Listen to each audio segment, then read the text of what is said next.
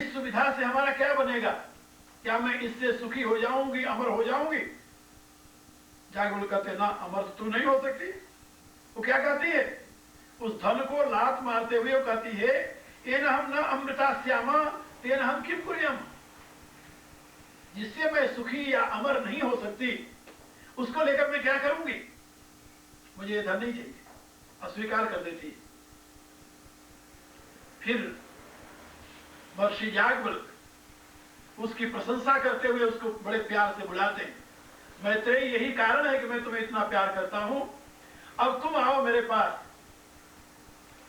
अब मैं तुम्हें वो विद्या दूंगा जिससे तुम अमर हो जाओगी, जिससे तुम सुखी हो जाओगी। तब उन्होंने ब्रह्म विद्या का उपदेश दिया।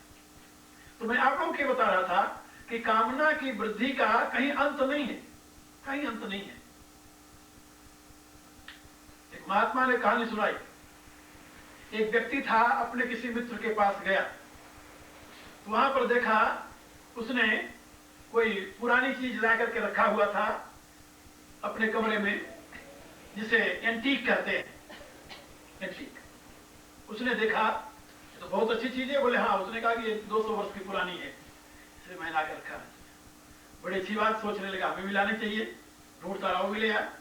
दूसरे मित्र के पास गया, वहां भी देखा कोई एंटीक।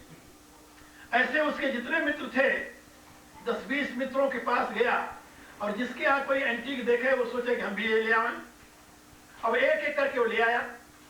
अब सबने तो अपने घर में एक एक एंटीक लगा करके सुंदरता बनाई थी, और उसका कमरा जो था वो म्यूजियम बन गया धीरे धीरे। या म्यूजियम कर दीजिए सभ्य भाषा में, और असभ्य भाषा में कहिए तो कबाड़ खाना बन गया। वो चीजें जो कबाड़ियों के यहाँ पड़ी थी उठा कर ले आया, क्योंकि एंटीक के नाते अपने घर में सजा दिया। अब उससे क्या मिला? उसे परेशानी के सिवा या उस कामना की पूर्ति से उसे कोई सुख, कोई शांति, कोई स्थिरता, कुछ नहीं। इसलिए मैं आप लोगों को बता रहा था कि कामना की जन्मदात्री कुसंगति है। ऐसे संसारी लोगों के पास न जाएं, ऐसे लोगों से संबंध न रखें जो वासना के भूत हैं और जो वासना की गलियों में ही नाचा करते हैं। यदि तुम्हें शांति चाहिए तो खल परिहरिय स्वान की नाई, तुलसीदास जी ने कहा कि अकेले रहना, जंगल में रहना। भर्तृहरि लिख रहा है कि जंगल में जहां पर चीते, शेर, बाघ, सांप, बिच्छू रहते हैं, उनमें रहना मनुष्य के लिए श्रेयस्कर है। लेकिन जो संसार में निरत पतित लोग हैं, उनके मध्य में रहना उचित नहीं। उनकी संगति इतनी हानिकारक नहीं है कि उनकी संगति में रहकर तुम्हारे में कुसंस्कार जागृत नहीं होंगे, तुम्हारे में टेम्पटेशन, तुम्हारे में ग्रीडीनेस, तुम्हारे में एक्युमुलेशन की भावना जागृत नहीं होगी। वो तुम्हें पतित नहीं करेगी, तुम्हारे हृदय में अशांति पैदा नहीं करेगी। अशांति कहां से पैदा होगी? जब उन लोगों के यहां जाओगे तो। मैंने अपने पुस्तक में विश्लेषण किया, मनोवैज्ञानिक विश्लेषण, उसमें मैंने एक बात लिखी है, आप लोगों को सुना दो। मनुष्य को सुख सदैव अपने से नीचे वालों के संपर्क में रहकर मिलता है, और दुख हमेशा उसे अपने से ऊपर वालों के संपर्क में रहकर मिलता है। क्या समझे? अपने से ऊंचे स्तर के लोगों में रहकर के उसे दुख मिलता है, संताप मिलता है, पीड़ा मिलती है। अपने से नीचे के स्तर के लोगों में रहकर उसे सुख मिलता है, शांति मिलती है, इज्जत मिलती है। लेकिन उसका दुर्भाग्य यह है कि वह सदैव अपने से निम्न लोगों से घृणा करता है और अपने से ऊपर वालों को आदर, जबकि करना चाहिए उल्टा, होना चाहिए उल्टा। मनुष्य के अहम की ऐसी स्थिति है, जहां अपने से नीचे वालों को देखता है, वहां अपनी स्थिति पर उसे संतोष होता है। सुखी क्यों होता है? निम्न स्तर के लोगों में रह करके, जानते हो? जब अपने से निम्न स्तर के लोगों को देखता है तो उसको संतोष होता है। किसी के पास केवल एक एक बनियानी है, तो हमारे पास तो बनियानी के साथ कमीज भी है, संतोष हो गया उसे। इसलिए हमें उतनी सर्दी तकलीफ नहीं देनी चाहिए। लेकिन जब अपने से ऊपर वालों को देखा कि कोट पहने हुए हैं, ऊपर से और वो क्या बोलते हैं उसे, ओवरकोट डाल रखा है, फिर उसे पीड़ा होती है होती है ना। लेकिन दुर्भाग्य उसका यह है कि जिसने उसे सुख दिया है उसको वो दुत्कारता है, और जिसने उसे संतप्त किया है उसका वो आदर करता है, इज्जत करता है। कैसी विडंबना है ना। कितनी बड़ी विडंबना है कि जो उसे सुख दे रहा है उससे वो घृणा कर रहा है, जो उसको संतप्त कर रहा है उसके प्रति वो कृतज्ञ हो रहा, आदर कर रहा है उसका। इससे बड़ी और निकृष्ट स्थिति क्या हो सकती है मनुष्य की। आज जरा कल्पना कीजिए आप लोग, जब भी आप दुखी होते हैं, जब भी आप में किसी प्रकार की वासना का जन्म होता है, उसी समय होता है जब आप अपने स्तर से ऊंचे स्तर के साथ बैठते हैं और उसके पास ये है, मेरे नहीं है। अच्छा, पीड़ा किसमें होती जानते हो? अभाव में। अभाव की अनुभूति में पीड़ा और भाव की अनुभूति में सुख, ये दो बात याद रखो। अभाव की अनुभूति में पीड़ा और भाव की अनुभूति में सुख। जब आप अपने से निम्न स्तर के पास बैठते हैं तो उनमें अभाव दिखाई देता है और अपने में भाव। बात समझे? उनमें अभाव दिखाई देता है और अपने में उनकी अपेक्षा भाव, क्योंकि भाव भाव तो कंपैरेटिव है। ये तो क्या बोलते हैं, एक जो सापेक्ष है। तो ये जो सापेक्ष भाव अभाव की स्थिति है, वो जब आप में भाव की अनुभूति हुई वहीं आपको सुख मिलेगा, शांति मिलेगी। जहां आप में अभाव की अनुभूति हुई वहीं आपको अशांति और पीड़ा मिलेगी। तो मनुष्य का यह दुर्भाग्य है कि जिससे वो सुखी होता है उससे वो घृणा करता है, जिससे वो दुखी होता है उसका वो आदर करता है। यदि इसको उलट दे, जिससे उसे दुख मिला है उससे यदि वो घृणा करने लगे और जिससे उसे सुख मिल रहा है उसका वो आदर करने लगे, आप सोचिए बड़ा, कभी उसके जीवन में दुख के लिए स्थान होगा? कभी नहीं होगा। कभी दुखी हो ही नहीं सकता। जो संतों ने कहा कि नीचे देखकर चलो तुम सुखी रहोगे, इसका अभिप्राय क्या था? हमने ये सोच लिया कि आंख ऐसे करके चलें मिट्टी की तरफ देखते हुए तो हम सुखी रहेंगे। ना समझी। नीचे देखकर चलो माने क्या? कि उनकी तरफ देखकर चलो जो तुम्हारे से निम्न स्तर पर हैं, उनकी तरफ देखकर चलो, तुम्हें सुख मिलेगा, शांति मिलेगी। और जहां तुम अपने ऊपर वाले को देखकर चले तहां तुम्हें अशांति के सिवा कुछ नहीं मिलेगा। जब तुम ऐसे करते हो तो तुम्हारा सर उठता है, अहम उठता है, और जब तुम ऐसे रहते हो तुम्हारा अहम नीचे रहता है। बिल्कुल मनोवैज्ञानिक ट्रीटमेंट है दुख से मुक्त होने के लिए और सुख की प्राप्ति के लिए। इसलिए यहां पर नारद जी कह रहे हैं कि दुस्संग से ही काम उत्पन्न होता है। बाकी क्रोध, मोह, स्मृति भ्रष्ट होना ये तो उसी के परिणाम है ना, उसका रिएक्शन है, उसका रिजल्ट है, ऐसे समझ लो। इफेक्ट नॉट रिएक्शन, उसका इफेक्ट है। इसलिए मनुष्य को सदैव उससे सावधान रहना चाहिए। और यहां पर यह भी बताया कि तरंगायिता में संगा समुद्रायन थी। तुम ये ना सोचो कि तुम तो 1 मिनट के लिए चले गए थे, क्या अंतर पड़ता है इससे? ना, कुसंग तो 1 सेकंड का भी हानिकारक होता है, सत्संग तो 1 सेकंड का भी लाभदायक हो जाता है। पुराण में कथा है, एक ब्राह्मण कुमार यज्ञ के लिए समिधा लेने के वास्ते जंगल में गया। ब्राह्मण कुमार जो कि अध्ययन करता था, वेदाध्ययन करने में निरत था, समिधा लेने के लिए, लकड़ी लेने के लिए, यज्ञ के लिए जंगल में गया। जिस जंगल में वो लकड़ी लेने गया, उस जंगल में जब पहुंचा तो देखता क्या है कि एक बड़ा सा वृक्ष है, उसके बगल में एक कुंज सा बना हुआ है बेल से। उसमें एक व्यक्ति नग्न अवस्था में एक नग्न स्त्री को गोद में बैठा करके शराब पी रहा, उसे प्यार कर रहा है। ये उसकी दृष्टि में आ गई ये बात। देखते हैं उसका शरीर क्रोध से तमतमाने लगा। ये इतना असभ्य व्यक्ति है कि सूर्य की उपस्थिति में दिन में और जंगल में सार्वजनिक स्थान पर ये इतनी बड़ी अभद्रता कर रहा है। लेकिन वो सोचने लगा कि नहीं, इस समय मैं यज्ञ में दीक्षित हूं, व्रत में बधा हुआ हूं, हमारा काम नहीं इससे बात करना। समिधा लिया और चलाया, लेकिन रास्ते पर उसका वो जो दृश्य था उसके दिमाग में घूमता रहा। तो पहले तो क्रोध में बदला, लेकिन जब रात्रि में वो सोया तो सोने में भी वही दृश्य एकाएक उसके सामने आ गया। अब रात्रि तो वासना के लिए यानी एक प्रकार से समझ लो कि वरदान है। जब वो दिन में जो उसे अप्रिय लगा था, भयावह लगा था, जब अकेले रात्रि में वो सोया तो वो दृश्य उसके दिमाग में आने लगा। अब वो और कल्पना करने लगा कि काश मैं भी ऐसे किसी बाला को लेकर के गोद में विहार करता।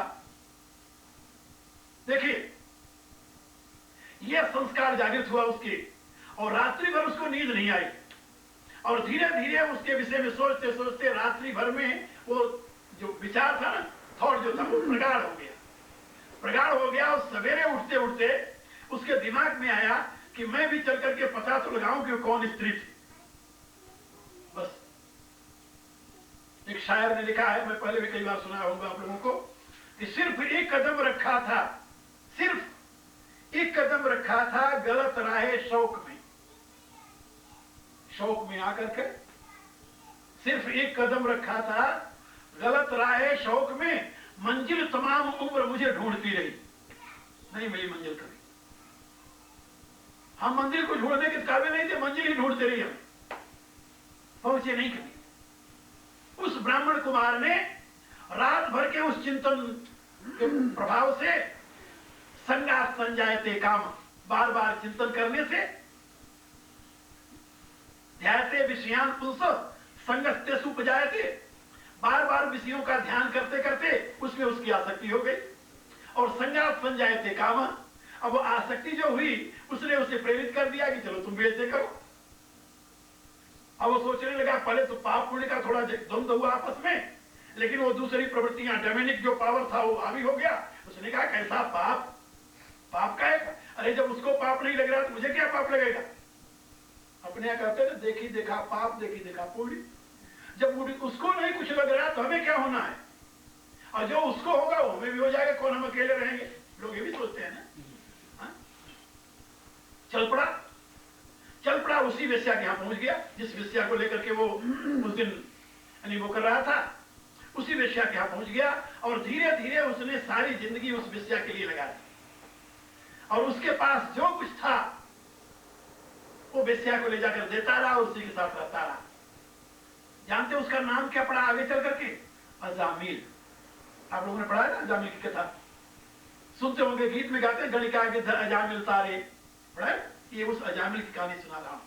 वो अजामिल माने, एक दिन और मैंने बताया था, अजामिल माने नाम, अजामिल नाम नहीं माने पतित ब्राह्मण। जो ब्राह्मण अपने स्तर से गिर जाता है उसको अजामिल संज्ञा होती है, तो उसको अजामिल कहते हैं। उसका नाम आज दिन तक कोई नहीं लेता, सब अजामिल कह करके पुकारते हैं उसे, पतित ब्राह्मण। वो अजामिल बना, और जब उसके घर का सब कुछ नष्ट हो गया, उसकी शादी हुई थी, उसकी स्त्री थी, लेकिन नहीं, जब उसके सब कुछ नष्ट हो गया, कुछ नहीं रहा उसको देने के लिए, तो एक दिन उस वेश्या ने लात मारा और निकाल कर बाहर कर दिया। वो कहने लगा मैं तुम्हें प्यार करता हूं। कहा वेश्या किसी को प्यार नहीं करती, वो तो पैसे को प्यार करती है। मुझे प्यार करते हो तो मेरे लिए पैसे ले आओ। पैसा कहां से ले आओ? अब तो उसे भीख भी नहीं मिलती थी बाहर, ब्राह्मण समझ करके। ब्राह्मण पतित है, अजामिल है, पतित ब्राह्मण को दान देने का अभिप्राय होता है नरक की यात्रा, शास्त्र के विधानानुसार। यदि कोई पतित ब्राह्मण को दान देता है तो वो नरकगामी होता है, उसके पाप का भागी होता है। जैसे पुण्यात्मा ब्राह्मण को दान देने से पुण्य में भाग मिलता है, ऐसा मिलता है, ऐसे पतित ब्राह्मण को दान देने से उसके पाप में भाग मिलता है। इसलिए कोई उसे दान देने वाला भी नहीं रहा। फिर अंत में हार करके आकर के अपनी स्त्री के पास फिर अपनी झोपड़ी में रहने लगा। लेकिन संसार से हारा हुआ था, आगे उसकी कहानी चलती है। संसार से हारा हुआ था, दुत्कारा हुआ था। उसकी स्त्री भिक्षा करके ले आती थी, उसे भी खिलाती थी, आप भी खाती थी। लेकिन वो बहुत क्रोधी, बहुत चिड़चिड़ा। आदमी जब हारता है तो चिड़चिड़ा हो जाता है। जो किसी व्यक्ति में क्रोध व चिड़चिड़ापन होता है, ये उसकी असमर्थता, उसकी हारेपन की निशानी है। एक दिन का समय, सायंकाल हो रहा था, एक महात्मा गुजर रहे थे उसी गांव से जहां रहता था। सायंकाल होने लगा तो महात्मा ने सोचा कि हमें कहीं रहने के लिए, विश्राम के लिए स्थान चाहिए। कुछ नौजवान खड़े हुए थे, उनसे महात्मा ने पूछ लिया कि क्यों भाई, इस गांव में कोई कहीं सज्जन व्यक्ति रहते हैं जहां कि मैं जाकर रात बिताऊं? नौजवानों को मजाक सूझी। उन्होंने कहा इसे अजामिल के पास भेज दो। अजामिल इसे देखेगा तो गालियां देगा और हम लोग दूर से ताली मारेंगे। तो नौजवानों को मजाक सूझी, उन्होंने कहा कि हाँ, वो देखो वो जो झोपड़ी है ना, वो भगत की झोपड़ी है, वहां चले जाओ, बड़े अच्छे संत रहते हैं वहां। वो पहुंच गया वहां। महात्मा जब वहां पहुंचे तो संस्कार की बात है, कब किसका संस्कार दबा हुआ जग जाए कुछ नहीं कहा जाता। तो अजामिल ने जब देखा कि तो कोई संत आ गए, पता नहीं, एक बात याद रखो, पतित से पतित व्यक्ति के जीवन में भी ये तीनों गुणों का चक्र चलता रहता है, सतोगुण, रजोगुण, तमोगुण। महान से महान पुण्यात्मा के जीवन में भी तमोगुण का चक्र आता है, और पतित से पतित व्यक्ति के जीवन में भी सतोगुण का चक्र आता है। वो तो व्हील घूमती रहती है।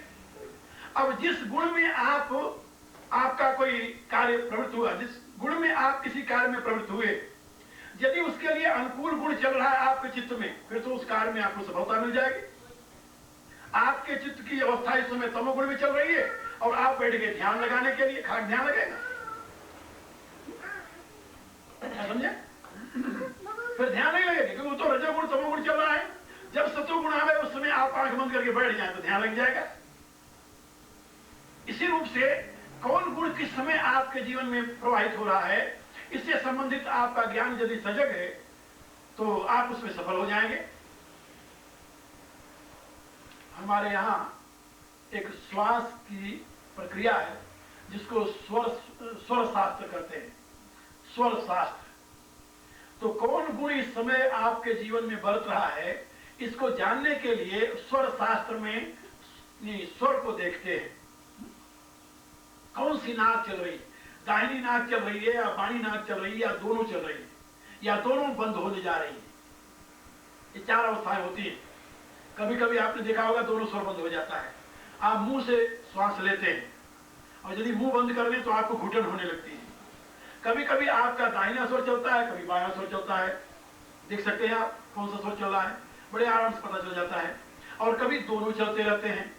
तो जिस समय दोनों चल रहे हैं उस समय अग्नि तत्व है, जिस समय दाहिना चल रहा है वो सूर्य तत्व है, जब बायां चल रहा है तो वो क्या बोलते हैं, चंद्र तत्व है, और जब दोनों ब्लॉक होने लगे तो समझ लो धूम तत्व है। हाँ, तो ये चार अवस्थाओं में हमारे श्वास की गति है। तो हमारे यहाँ योगिक प्रक्रिया में समझाया गया है कि कब कैसे हम समझे कि इस समय ध्यान के लिए उपयोगी है या इस समय कौन सा काम करना चाहिए। तो स्वर शास्त्र में बताया गया है कि जब दाहिना स्वर चले तो इसमें ये क्रियाएं करोगे तो आपको उससे फायदा हो जाएगा, सफल हो जाओगे। दुनिया कोई ताकत आपको सफलता नहीं दे सकती। और जब बायां स्वर में ये काम करेंगे तो उसमें आप सफल हो जाएंगे। दोनों स्वर चलता हो तो कोई काम न कीजिए, शांत बैठ जाइए। दोनों स्वर जब चले तो उसको सुषुम्ना कहते हैं। पीड़ा चले, पिंगला चले, सुषुम्ना चले। दोनों स्वर चलता हो तो सुषुम्ना है। सुषुम्ना चलता हो तो शांत बैठ जाइए। जितनी देर तक दोनों स्वर चलेगा उतनी देर तक आपका चित्त इधर उधर नहीं दौड़ सकता, आपको मेडिटेशन में सफलता मिलेगी। इसीलिए प्राणायाम के द्वारा पहले दोनों स्वर चला करके तब ध्यान में बैठा जाता है। ये तो एक रस की बात है जो तुम लोगों को बताई। और जिस समय दोनों नासिका ब्लॉक हो तो उसमें आराम से सो जाओ, क्योंकि रोग आने वाला है तुम्हारे पास, बहुत नजदीक है। यदि उसमें इधर उधर किए तो हो सकता है गंभीर रोग के शिकार बन जाओ, उसी रोग की निशानी है। खैर, तो यह मैं बता रहा था कि वो अजामिल उस समय हो सकता है सात्विक गुण में रहा हो। जब महात्मा जी पहुंचे तो दौड़ करके उनके पांव पकड़ कर रोने लगा। लड़के दूर से देख रहे थे कि ये तो गालियां देगा, मारेगा, महात्मा जी दौड़ेंगे वहां से, हम लोग ताली मारेंगे, लेकिन वहां तो उल्टा हो गया। जब रोने लगा, प्रभु आप आज कैसे पधारे, अरे हम तो पतित आदमी हैं। वो कहने लगे कि संत भगत जी हम यहाँ, अरे कहा मैं भगत नहीं हूँ, मैं तो अजामिल हूँ, मैं तो पतित हूँ, मैं भगत नहीं। अब महात्मा जी जब ये सुने वो तो अब स्तब्ध रह गए। अब सोचने लगे कि इसके यहाँ रहना भी है कि नहीं रहना है। इतने में उसकी धर्मपत्नी निकली थाली में जल लेकर के उनके चरण धोने के लिए। तो उन्होंने देखा, खैर ये तो गिर गया है, ये देवी जो है इसकी संभाल कर लेगी। बैठ गए। उन्होंने कहा कि नहीं भगत आप चिंता मत करें, अब आप भगत हैं। बैठ गए वहीं, रात में रहे, कीर्तन किए, सत्संग किए। अब वहां कोई दूसरा तो आने वाला था नहीं, वही पति पत्नी दोनों रहे। रात भर के सत्संग का परिणाम ये हुआ, जब सवेरे महात्मा जी चलने लगे तो उसने कहा प्रभु मेरा उद्धार कैसे होगा। उसने अपनी सारी कहानी सुना दी प्रारंभ से आखिर तक। तो उन्होंने कहा कि तुम्हारे उद्धार का साधन बन चुका है, तुम्हारी स्त्री गर्भवती है, इसके एक लड़का पैदा होने वाला है, उस लड़के का नाम तुम नारायण रख लेना, वही तुम्हारे उद्धार में कारण बनेगा। इतना कहकर के चले गए। और आगे कथा आप लोगों ने सुना होगा, लड़के के नाम लेकर पुकारा नारायण नारायण, जिससे भगवान ने उसकी रक्षा की। तो मैं आपको ये बता रहा था कि उस अजामिल के जीवन के पतन में एक क्षण मात्र का कुसंग कारण हुआ था। एक दृष्टि पड़ी थी और उसको घंटे थोड़ी देखा था उसने, उस समय तो सजग था। एक दृष्टि पड़ी थी जहां से उसमें कुसंस्कार आ गए थे, और जब उसके सुधरने का समय आया तो एक संत मिल गए। कुसंग से पतन और सत्संग से उत्थान। आज भी यही स्थिति है, जीवन में पतन हमेशा कुसंग से होता है, उत्थान हमेशा सत्संग से होता है। इसलिए शुरू में जैसे मैं बता रहा था तरंगायित, लेकिन संगा समुद्रायन थी। पहले तो एक ग्लांस देखा था उसने उस कुसंगति को, उसे क्या पता था कि ये कहीं मैं इसका शिकार बन जाऊंगा, ये मेरे ऊपर हावी हो जाएंगे। लेकिन जब सोचने लगा, सोचते सोचते वो समुद्र के समान हो गए, लेकर बहा दिया उसे। इसलिए हमेशा सावधान रहिए कुसंग से। इन्हें सोचिए कि हमारा मित्र है, उसके यहाँ चले प्यांतर पड़ता है, वो पीता रहेगा, हम बैठे देखते रहेंगे। वो पीता रहेगा, तुम बैठे देखते रहोगे कितने दिन तक हजरत? अरे कभी तो एक पैग लोगे। वो खाता रहेगा और तुम देखते रहोगे, ऐसा नहीं हो सकता। इसलिए हमेशा सावधान रहो। यानी कुसंग में रहने की बजाय अकेला रहना अच्छा है। यही मैं बता रहा था ना, भर्तृहरि ने लिखा है कि जंगल में चले जाओ जहां पर सांप रहते हो, चीते रहते हो, शेर रहते हो, गीदड़ भेड़िए रहते हो, उनके मध्य में रहो, तुम्हारा पतन नहीं होगा। तुम अपने मेंटल स्तर से नीचे नहीं गिरोगे, वहां उससे ऊपर ही रहोगे। लेकिन कुसंगति में यदि चले गए तो तुम्हारा पतन हो जाएगा, तुम अपने मेंटल स्तर से नीचे गिर जाओगे। वो उससे ज्यादा खतरनाक है। कुसंगति जो है वो जंगली जानवरों से ज्यादा खतरनाक है, टीकाजी का अभिप्राय है। इसलिए संगा तरंगायिता अकमे संगा समुद्रायण। अब इसके बाद नारद जी ने एक प्रश्न किया है, कस्तरत कस्तरत मायायाम, माया से कौन तरता है, इस संसार सागर से पार कौन हो सकता है, ये प्रश्न है उनका। और उन्होंने ही उत्तर दिया है यहां पर 1 2 3 4 सूत्रों। इन 4 सूत्रों में जो कुछ कहना है उनको साधन संबंधित सब कह दिया है। और यदि मैं कहूं कि गीता में जितना आत्मोत्थान के साधन भगवान ने बताए हैं, वो सारी की सारी बातें इन 4 सूत्रों में आ गई हैं, तो अतिशयोक्ति न होगी। तो आप लोग मालूम है ना कि 18 अध्याय गीता यहां बैठी हुई है, किसी कोने में होगी पता नहीं किस सेल में है। तो 18 अध्याय गीता में और उपनिषदों में जो कुछ मनुष्य के उत्थान के लिए साधन बताया गया है, वो सारा का सारा इन सूत्रों में नारद जी ने व्यक्त कर दिया है। सबसे पहले उनका कथन है, यह संगा त्यजति, जो आसक्ति का त्याग करता है, कुसंग का त्याग करता है, वो इस संसार सागर से पार हो सकता है, माया को पार कर सकता है। पहली शर्त है यह संगा त्यजति। और दूसरी शर्त है, अब कुसंग का त्याग कर देने मात्र से तुम माया से पार हो जाओगे? बोले नहीं, पतन से बच जाओगे, लेकिन उत्थान की दिशा में प्रगति न होगी। ये दो चीजें याद रखो। पतन से बचने का नाम उत्थान की प्रगति नहीं है। क्या समझे? पतन से बचने का नाम उत्थान की दिशा में प्रगति नहीं। एक सज्जन मेरे पास आए तो मेरे से कहने लगे कि भगवान, यदि कोई व्यक्ति मांस नहीं खाता, मदिरा नहीं पीता, किसी की बुराई नहीं करता, झूठ नहीं बोलता, अपनी ईमानदारी से मेहनत करके कमाता है और खाता है, हाँ, क्या इससे उसका उद्धार नहीं हो जाएगा?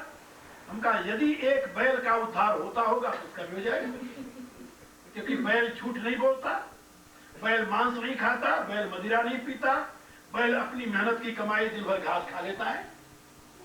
क्या समझे? तो मेरे से कहने लगे ये धर्माचरण को आप बैल की संज्ञा दे रहे हैं।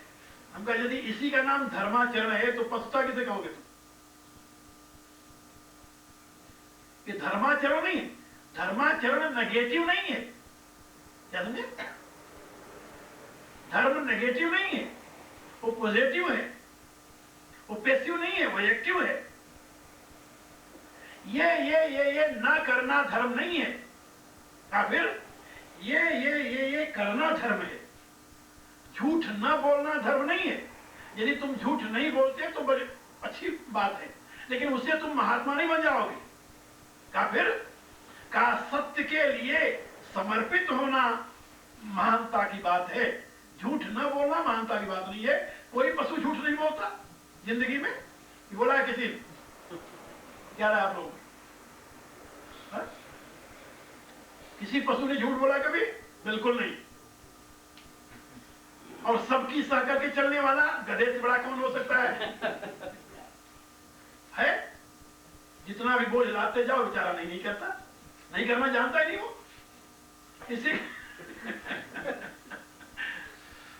इसलिए यदि इसी को धर्म कहा जाए तो दुनिया में सबसे बड़ा धर्मात्मा हो सकता है वो प्राणी, लेकिन नहीं।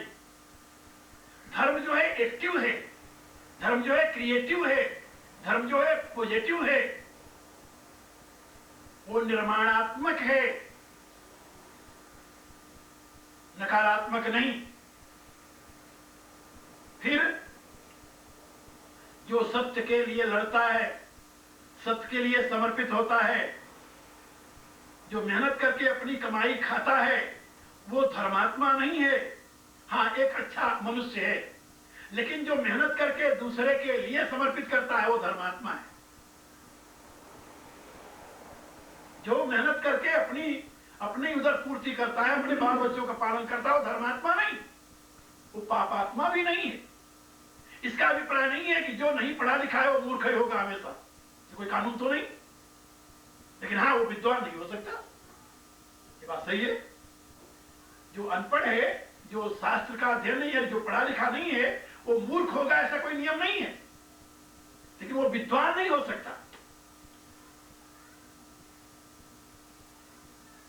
इसी रूप से जो करणीय कार्य हैं, यदि उनका आप अनुष्ठान नहीं करते तो जो नहीं करने चाहिए उनके त्याग मात्र से आप बड़े नहीं बन सकते। इसमें दो स्तर है। ये नहीं करना है और फिर ये करना है। तो ये नहीं करने से आप गिरने से बच गए। क्या समझे? ये नहीं करने से आप यदि नदी में जंप नहीं मारे तो इसका अभिप्राय नहीं कि आप पहाड़ पर पहुंच गए हो। नदी की तरफ नहीं मुड़े, आप नदी में नहीं कूदे, तो जब यहां पर थे धरती पर वहां हो। इसका अभिप्राय नहीं कि नदी में जो नहीं गिरेगा वो पहाड़ पर चढ़ जाएगा। पहाड़ पर चढ़ना अलग बात है, नदी में गिरना अलग बात है, पृथ्वी पर रहना अलग बात है। अब इसीलिए यहां पर बताया कि कुसंग का त्याग कर दे। ये तो हुआ नदी में गिरने से बचना। लेकिन यो महानुभावम सेवते, ये हुआ पहाड़ की तरफ चलना। और यदि आपने कुसंग का त्याग कर दिया लेकिन सत्संग का सेवन नहीं किया तो आप जहां है वहीं रहेंगे, जहां है वहीं रहेंगे। इसलिए दोनों बात साथ साथ कही। यह संन्यास त्यजति यो महानुभावम सेवते। कुसंग का त्याग कर दिया, पतन से बच गया, अब महान भावों की सेवा करता है, अब ऊंचे उठेगा। जितनी विकसित आपकी बुद्धि है उतने महान आपका व्यक्तित्व है। ये बात याद रखो। कौन व्यक्ति कितना महान है